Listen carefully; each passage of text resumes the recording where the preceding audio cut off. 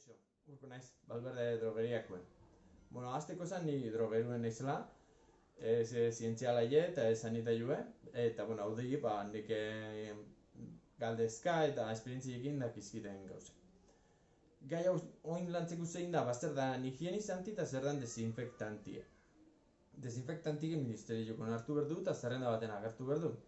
Orduan homologain berda eta prozesu baduke eta enpresa danak ez tebe erabakitzen hori iti, kostotik eta nalakoatik. Higienizantik di orokorren garbitze benak, izen like jaboi bat, edo izen like produktu bat, adibidez, impoluto bezala, alkoholan oinarri daukena, eta oso ondo da ona, ez du aklaro ber, da alimentu gibiltzeien lekun debilike, eta printzipioz guk ustegu, homologatzi eukiko lukela baino ez dauke. Orduan, seguru ibiltzen nahi duenak, ados luke eukera ber. Horren aurrin dago adibidez, birizitol, da hau bai, desinfektante indikatze jo, eta printzipioz homologatu engo litzeke eta desinfektante izango litzeke. Produktu igualak ez die, baina antzeko funtzio dauke be.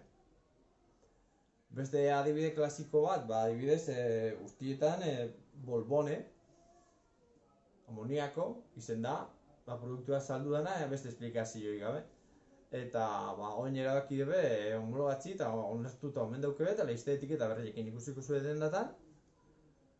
Eta orduan desinfektante izangoa, eta bere indikazioekin okerrez banao, perfumado 150 naztuta ere, desinfektante bezala balioko luke.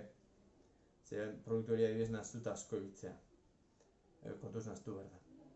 Eta beste adibide asko di, legia klasiko asko, behin ez die homologau, eta horietako marka batzuk, normalin ondienak izetele, homologatzekotan ziren, desinfektante bezala agertzeko. Eta beste batzuk egongo ziren, depende. Orduan, pixkat biztakin ibili behar da, eta ze premia azkeu. Nada da, profesionalki ibiltzeko, zertifikau bat eskatzeko etxiei eta justifikain berdalako, tresna egokilek ibiltzeila, logiku da, zertifikautuko bat ibiltzi. Beste kasuetan, depende. Legia baten ez da zaila aukeratzi.